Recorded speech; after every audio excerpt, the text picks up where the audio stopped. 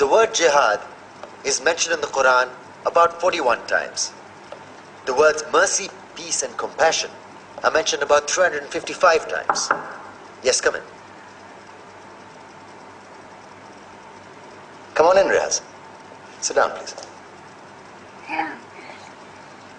Contrary to popular belief in most Western cultures, Islam is a religion that preaches peace and tolerance. Yes, Patricia.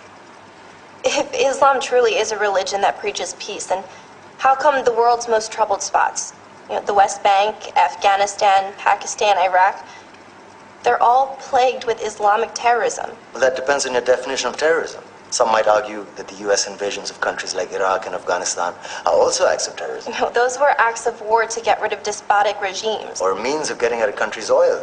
Conspiracy theories. Well, May I? Yes, please. Go ahead, Riaz. Mr. Khan is right. I mean, if we're talking about terrorists, the world's biggest terrorists are the white superpowers.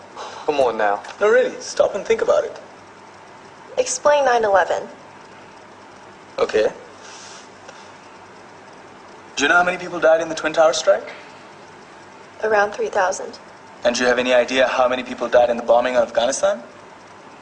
Take a wild guess. More than 15,000 people died. And that's just conservative figures. About 50,000 tons of explosives were dropped on innocent civilians. Men, women, children. Yeah, but that was because of the Taliban. Now that you brought it up, did you know that the Taliban was a creation of the CIA to fight the Russians? Whatever. They were still harboring terrorists. Yeah, right. Terrorists that were never found. Just like the weapons of mass destruction that were never found in Iraq. Do you want to get into the death toll in Iraq?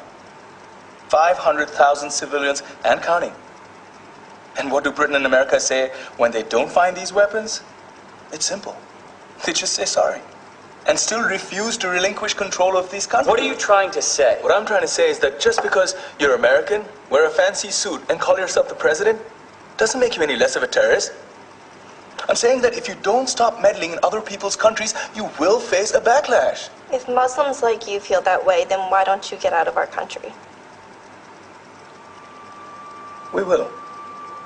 As soon as you promise to leave ours.